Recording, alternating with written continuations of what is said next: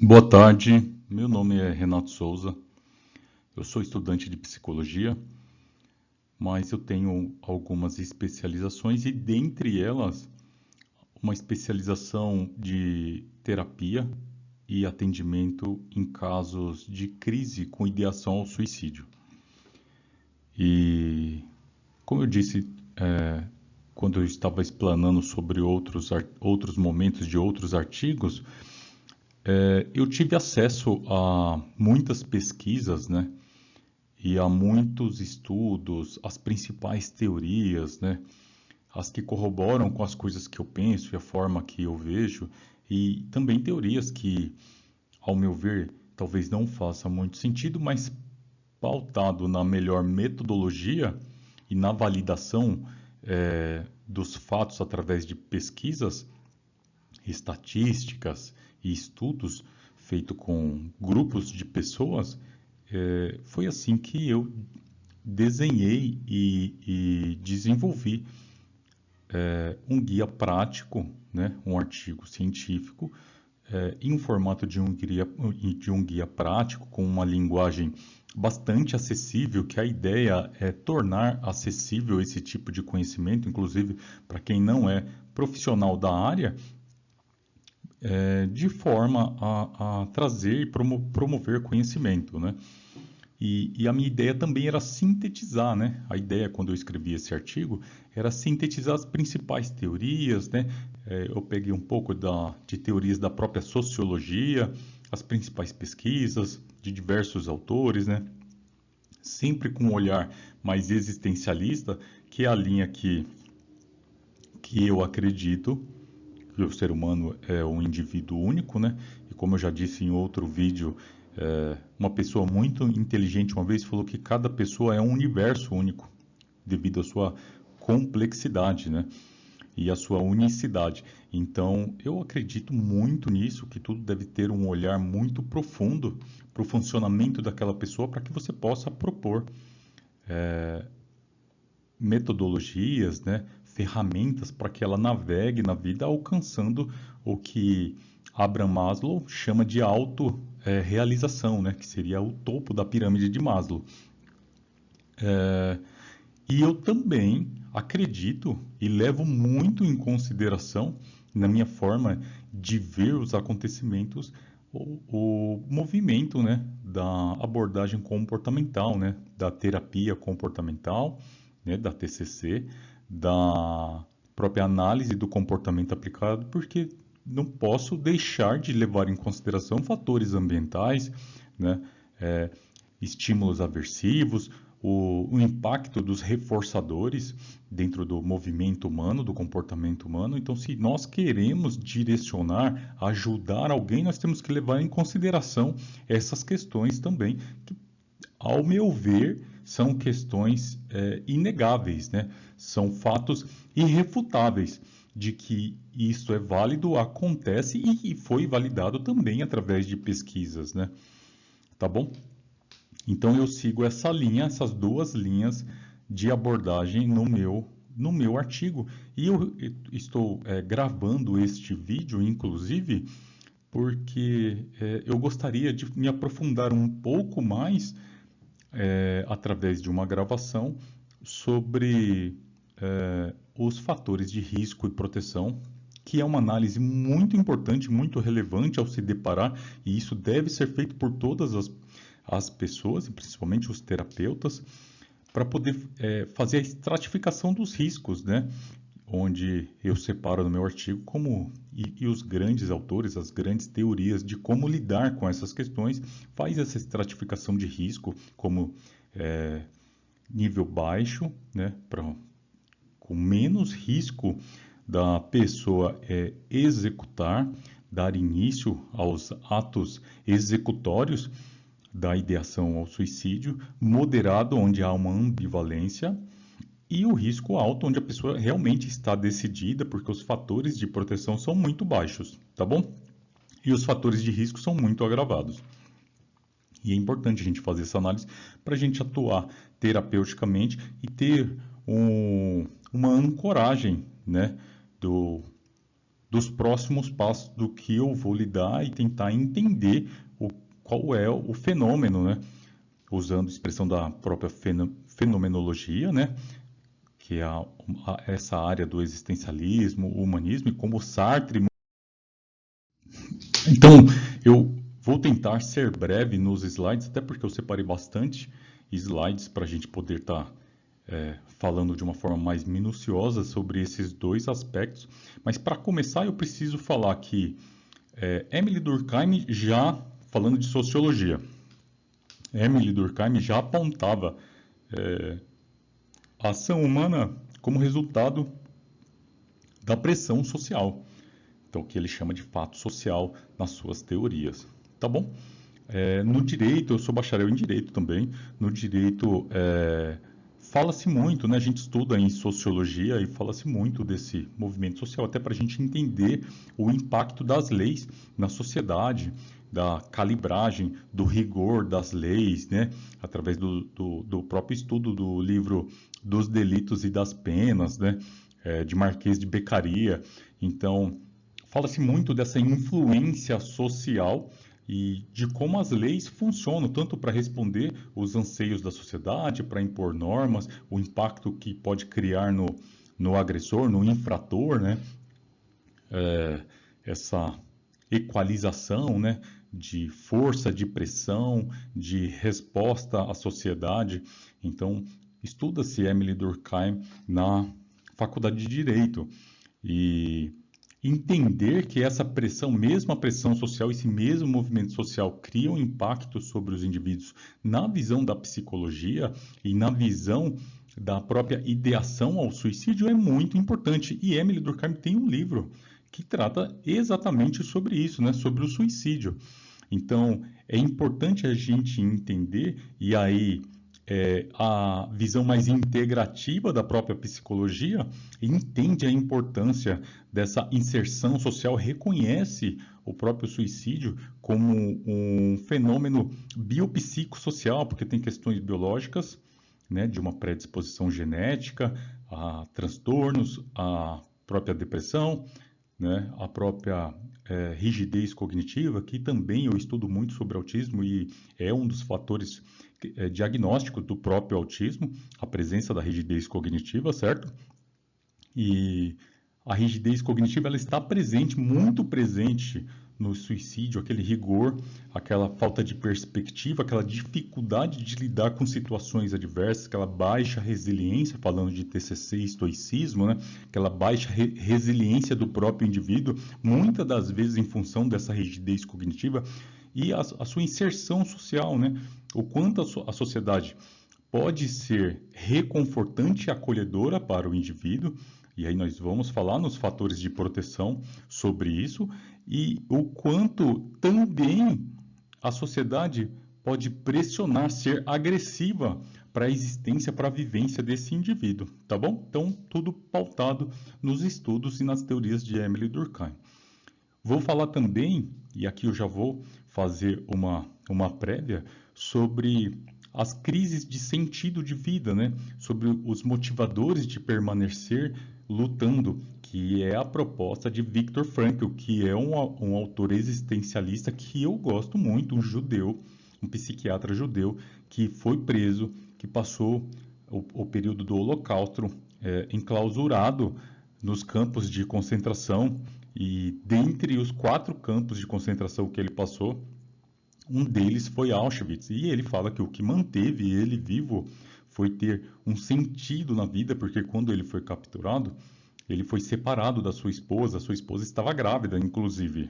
E ele conta que imaginar que ele iria sair e que ele precisava sobreviver a tudo aquilo, ao um dos piores ou o pior cenário da humanidade, que ele precisava sobreviver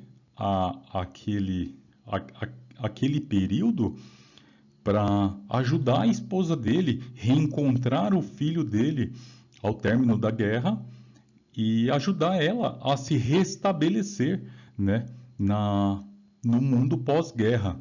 E, infelizmente, quando ele foi liberto pelos aliados, né, Inglaterra, Estados Unidos, ele a esposa dele tinha falecido, tá bom? E aí ele passou por momentos tortuosos também, mas encontrou sentido com divulgando as suas teorias, ajudando outras pessoas. E a guerra acabou em setembro de 45 e ele também foi liberto em setembro de 45 e em 46 ele já tinha escrito o seu livro Em Busca de Sentido, inclusive tentando se reencontrar, divulgando as suas vivências e as suas experiências em forma de teoria da psicologia, tá bom? Chama Em Busca de Sentido, um psicólogo nos campos de concentração. Tem trechos magníficos para a compreensão do sofrimento humano nesse livro. Recomendo a todos. Tá? Então, ele simplifica o sofrimento humano nesta equação que está aí na tela, que é o desespero. Ele só acontece se você estiver sendo exposto a um sofrimento menos o propósito. Então, é o D igual a S menos P. Essa é a equação de Viktor Frankl sobre o sofrimento humano e o desespero.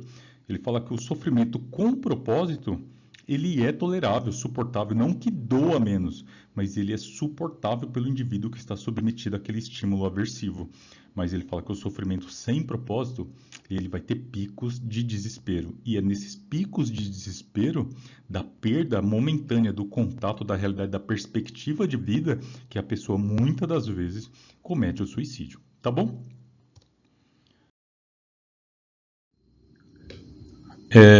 Eu estruturei os fatores de risco e proteção porque eu uso muito essa expressão, uso até aqui com meu filho sobre a ancoragem, né? Eu sempre falo que nós, diante de alguma desregulação emocional, nós temos que nos ancorar na lógica, né?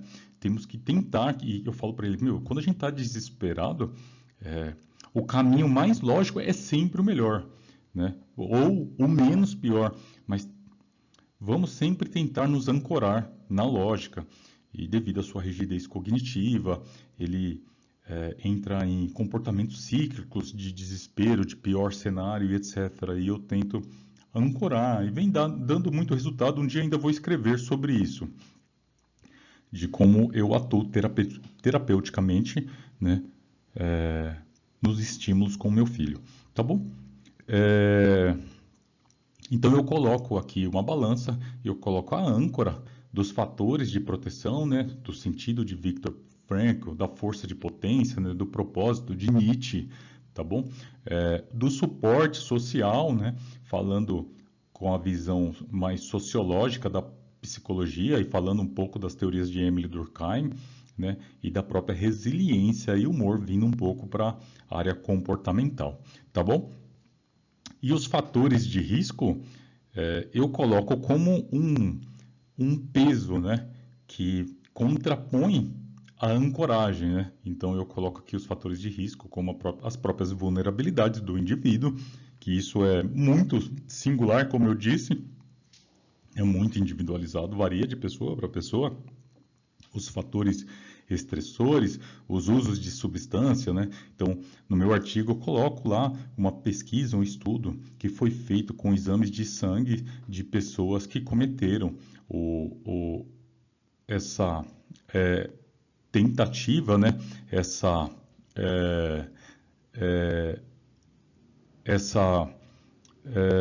violência contra a sua própria vida, tá? Me desculpe a minha dicção, mas é procurando sempre estar usando a melhor palavra e tentando se colocar da melhor forma. Que essas pessoas que atentaram contra suas próprias vidas, um número altíssimo de pessoas, né, uma porcentagem altíssima de pessoas estavam sob o efeito de álcool e de outras drogas, tá bom? Então, a importância de se afastar disso, e nós vamos falar, inclusive, de ferramentas usuais, inclusive, para distanciar as pessoas desses fatores de risco.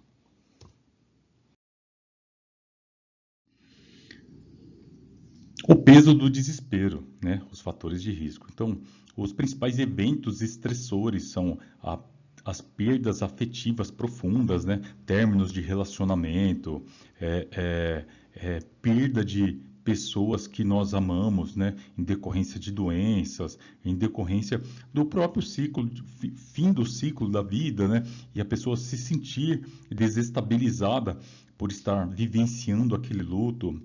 Graves crises financeiras também costumam ser eventos estressores motivadores da ação suicida. Tá bom?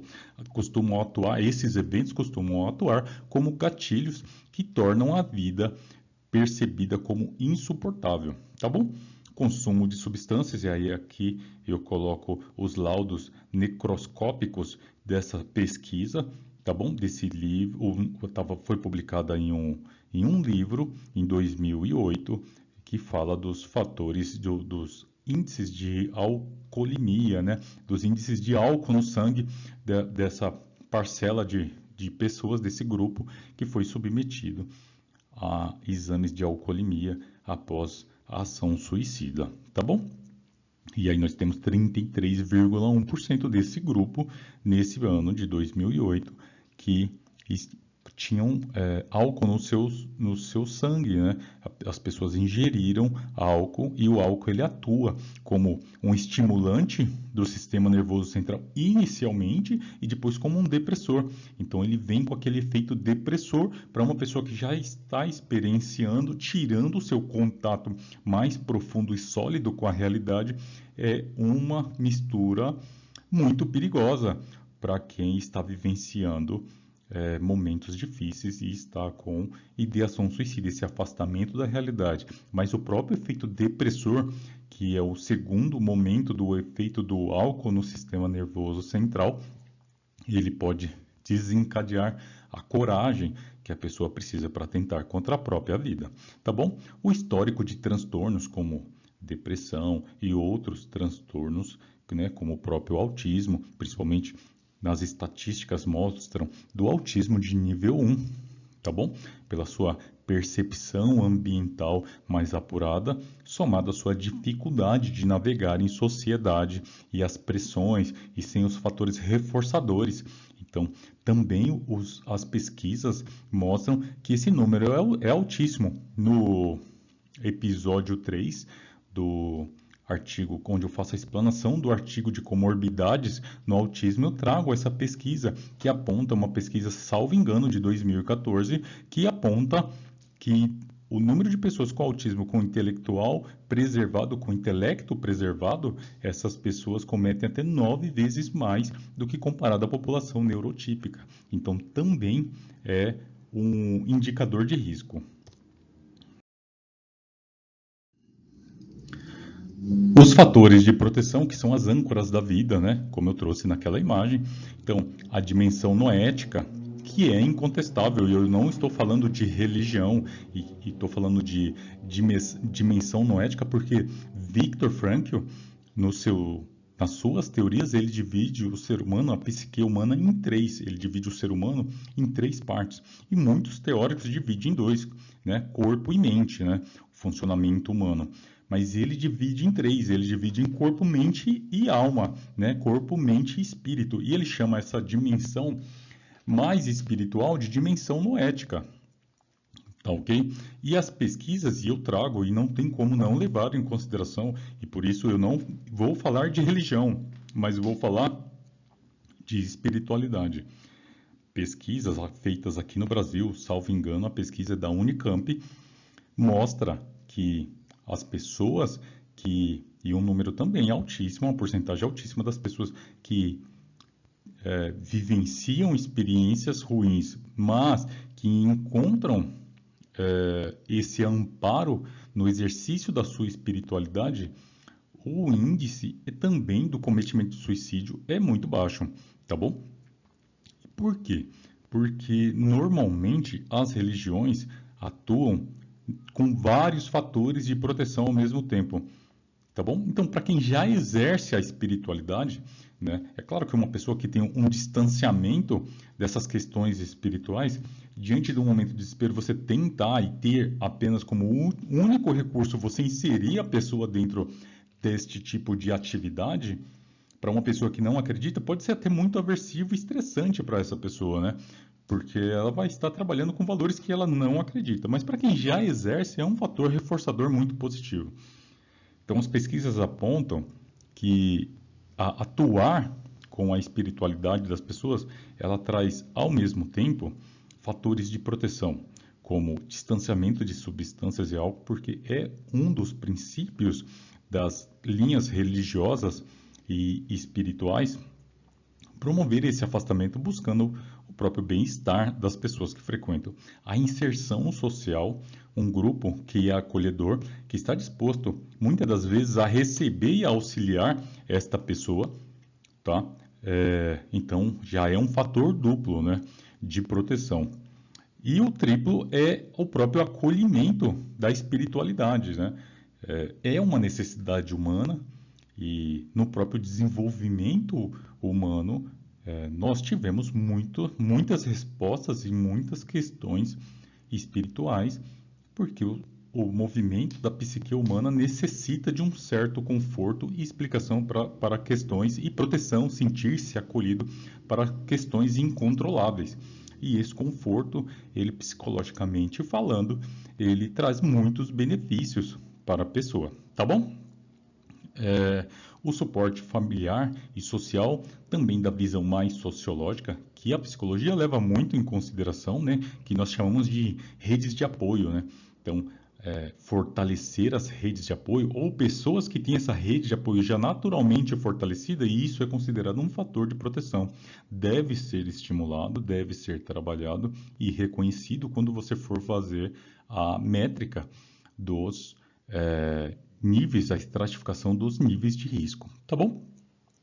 Habilidades de enfrentamento, pessoas que naturalmente são mais resilientes, têm uma boa autoestima, têm uma boa capacidade de resolução e flexibilidade de problemas, né? Tudo que nós, como eu falei lá atrás, que nós não vemos nas pessoas com um transtorno do espectro do autismo, né? Pessoas comumente no próprio nível 1 de suporte, que tem essa percepção de mundo, de ambiente, de sociedade, porém tem as suas dificuldades da sua rigidez em navegar dentro dessa sociedade, né? E somando a sua rigidez cognitiva, essa dificuldade de alternativas, de flexibilidade, de resolução de problemas, tá bom? E outros transtornos, é claro, né? Como a esquizofrenia, também tem índices preocupantes de pessoas que cometem suicídio ou transtorno depressivo maior, né? Muitas das vezes. Então, muito preocupante, é um fator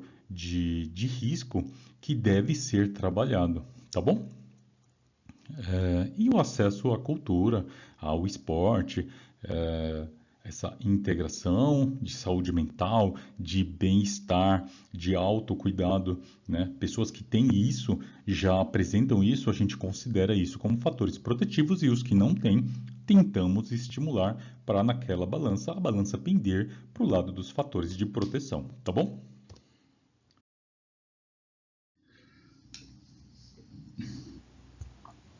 Aqui o funil clínico, né, de como avaliar os riscos. Então a gente vai pela ideação cognitiva num primeiro momento, verificar a frequência, né? Aqui nós já começamos a estratificação dos riscos, né, dos níveis de risco de cometimento do suicídio, tá? Então começamos pela frequência e intensidade desses pensamentos, tá bom? Se os pensamentos são vagos, se eles são esporádicos ou se eles são intrusivos, contínuos e torturantes. Então, essa é a primeira camada dessa análise de estratificação. Num segundo momento, nós vamos ver a clareza desse plano, né? O quanto esse plano é estruturado ou não, né? Se a pessoa já tem um planejamento prévio bem articulado dentro do seu imaginário de como será feito, onde será feito, quando será feito, se ela tem isso, é muito importante para a gente fazer essa estratificação, tá bom? E a letalidade desse plano, né?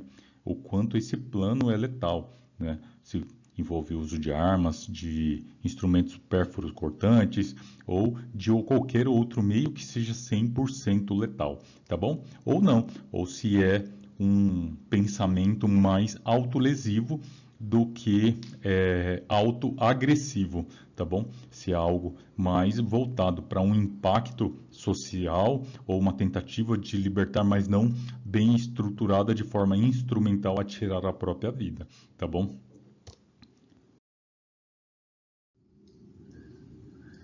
Então, a estratificação. Lembra que a gente falou da frequência dos pensamentos, né? Olhando pela parte cognitiva. Então, no risco baixo, essa frequência de pensamentos, né? Os pensamentos são mais vagos, essa frequência é menos intensa. No risco moderado, é uma frequência mais persistente, mais intensa. E no risco alto, é uma frequência intrusiva e emergencial. A pessoa está decidida, a pessoa pensa nisso o tempo todo. E para a concepção daquela pessoa, esta é a única alternativa, tá bom?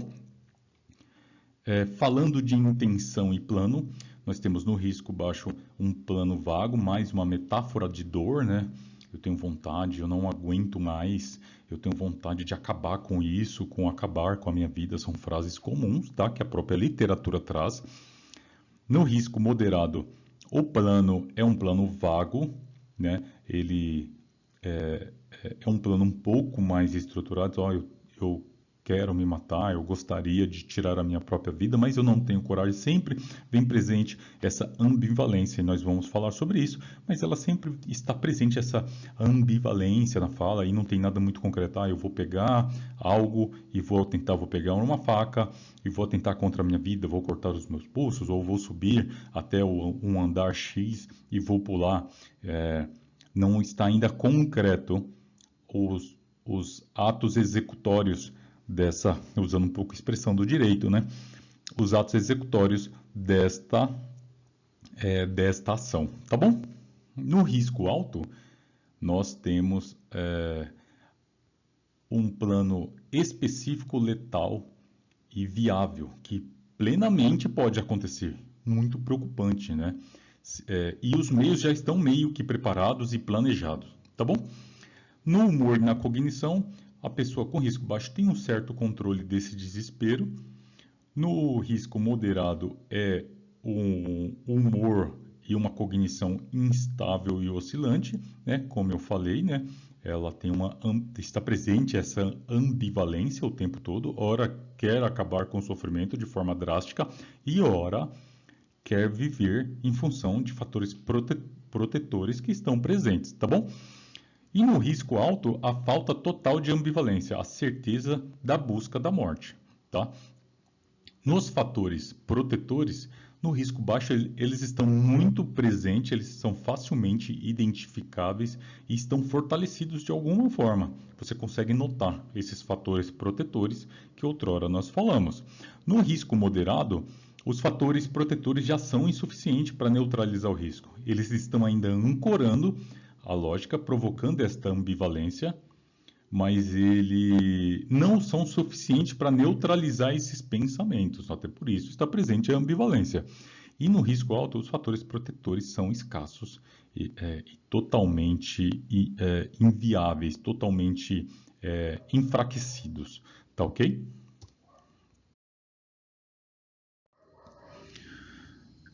Pormenorizando, no risco baixo, nós temos como perfil clínico uma pessoa sem intenção e sem planejamento estruturado.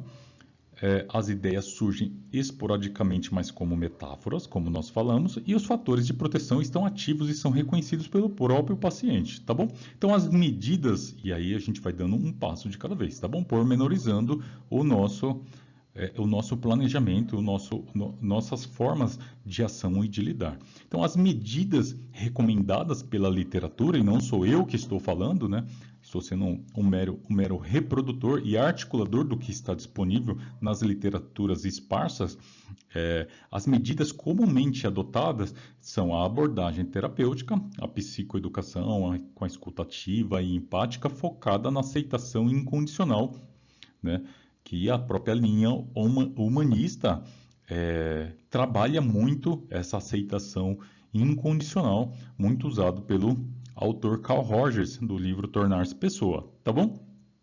Uma rede de apoio, fortalecer os seus vínculos familiares e os vínculos sociais já existentes, tendo em vista que no risco de cometimento mais baixo, estão presentes, fortalecidos, né, esses fatores de proteção, o monitoramento e o acompanhamento da evolução do quadro, e geralmente, não é uma regra, nesta fase inicial não há a inserção medicamentosa, mas pode ser e deverá ser encaminhado, e cada caso é um caso, para uma análise psiquiátrica para o que o médico, o especialista médico, verifique se há necessidade de auxílio medicamentoso para a pessoa lidar com essa dor e esse sofrimento, ou a própria presença de algum transtorno comórbido que esteja intensificando este sofrimento, tá ok?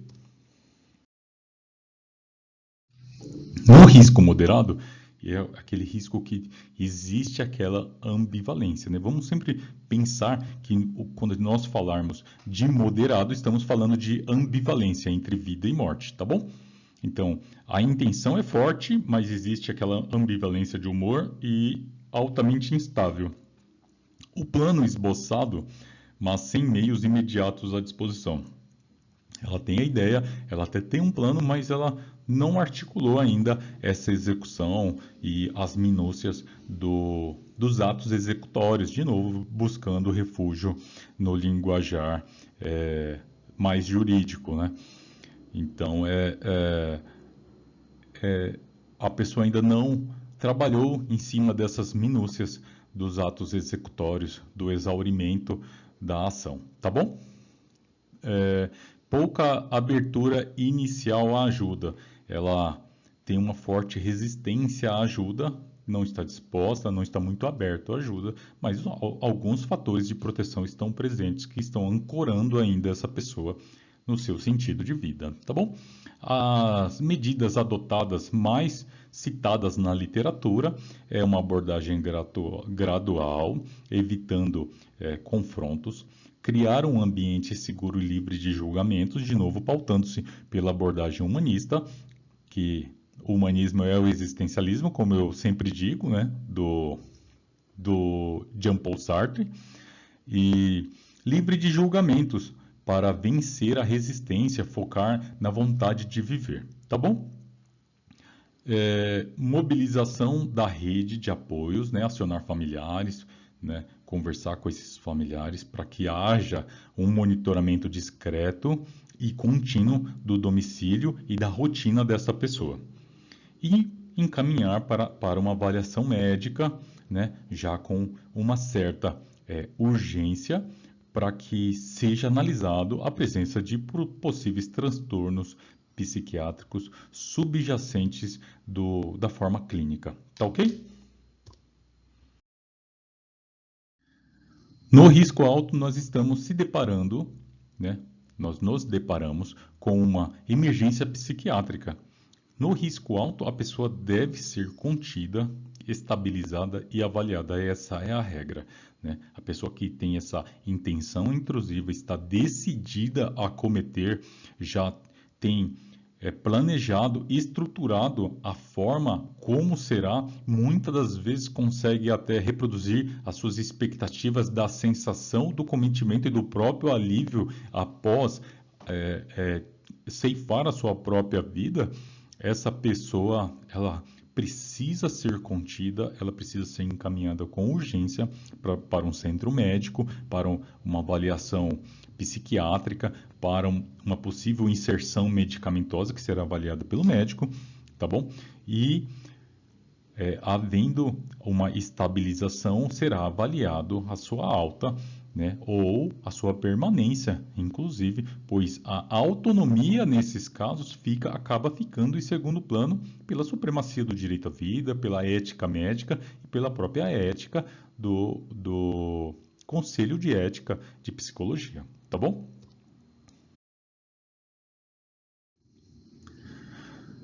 Protocolo para o risco o risco de autocometimento, né? Então, é o conter, estabilizar e avaliar, que eu já falei, né? A restrição completa dos meios, né? Uma reestruturação ambiental, né? Você imediatamente e reestruturar aquele ambiente, fechando portas que dão acesso para meios letais, inclusive se esses meios já estão dentro do planejamento, inserção de trincos, retirada de objetos pérfuro-contusos, a retirada de medicamentos que podem ser usados e todas as formas imagináveis que pode ser, e principalmente as que estão atreladas ao próprio planejamento que outrora esse paciente ou essa pessoa da família acabou apresentando, tá bom? A internação psiquiátrica que está amparado na lei, a remoção imediata para um serviço de emergência, a internação involuntária pode ser acionado via laudo médico, visando o princípio da beneficência e preservação irrestrita à vida, tá? A supremacia do direito à vida em função da autonomia do direito privado, tá ok? Terapia intensiva de crise, então a terapia pós-crise e durante a crise ela deve ser constante, deve ser intensa, né? E deve ser estruturada, inclusive com os familiares, para estar monitorando de forma intensa, né? A forma que essa pessoa está lidando, inclusive no pós-crise aguda, tá ok? O plano de segurança é um recurso vital, né? Então, o reconhecimento e identificação pessoal dos gatilhos internos, né? Através até da própria psicoeducação para esse paciente, né? Ensinar esse paciente a identificar os seus gatilhos, né?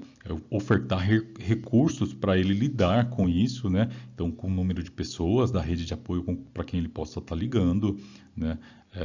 Para o número do próprio CVV, 188, que tem pessoas treinadas e especializadas a ofertar este acolhimento, números de emergência como 192 e 193, tá? Para sua auto-internação, sua autocondução até um hospital. E essa conscientização que a pessoa também está passando por uma situação difícil que ela precisa procurar ajuda tanto da sua rede de apoio quanto ajuda médica, tá ok?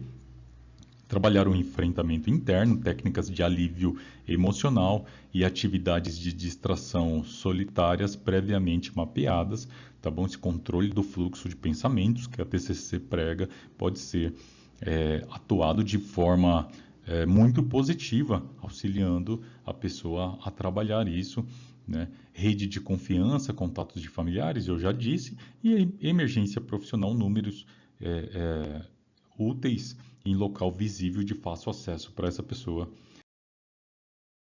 que no momento de uma possível crise aguda ela pode estar se ancorando na lógica e no caminho pré-estabelecido e trabalhado terapeuticamente, tá bom? A rede de cuidado, e aqui é uma ótica mais generalista, né?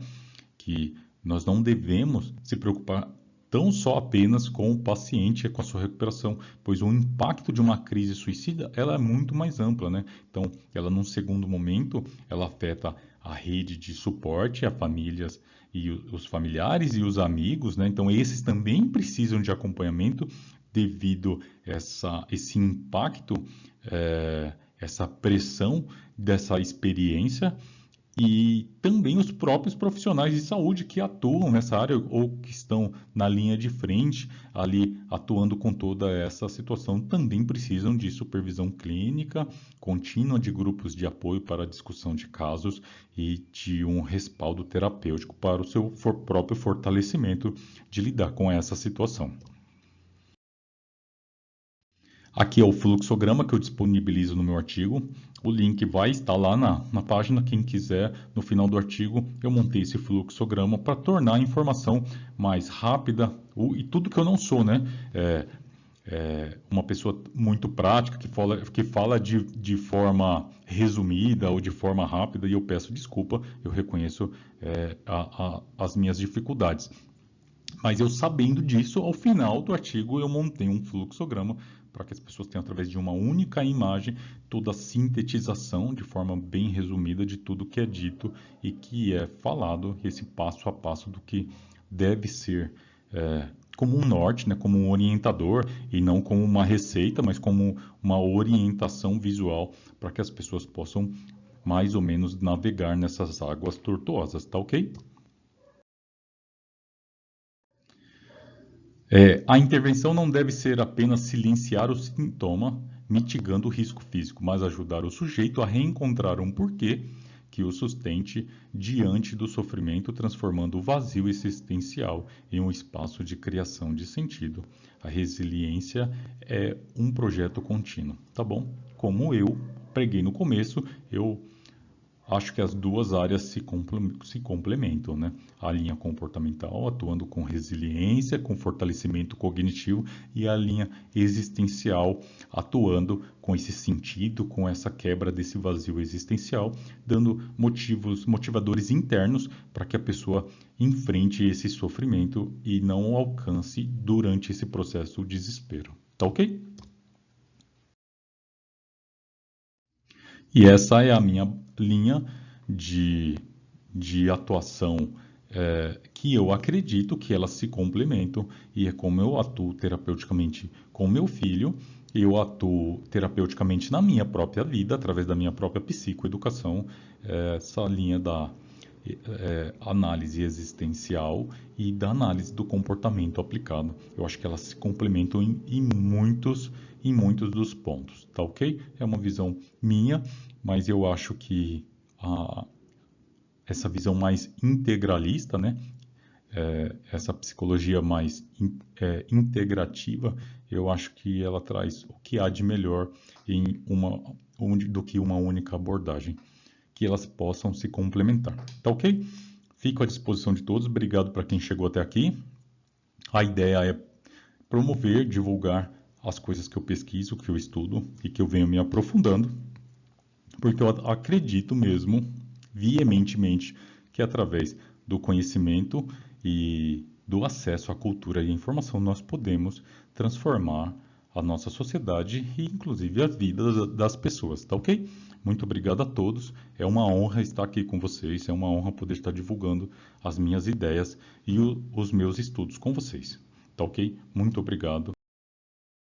E seguimos estudando, que eu tenho como lema de vida, estar me aprofundando, pesquisando os temas que eu acho relevante e importante para mim, para a minha família e para a própria sociedade.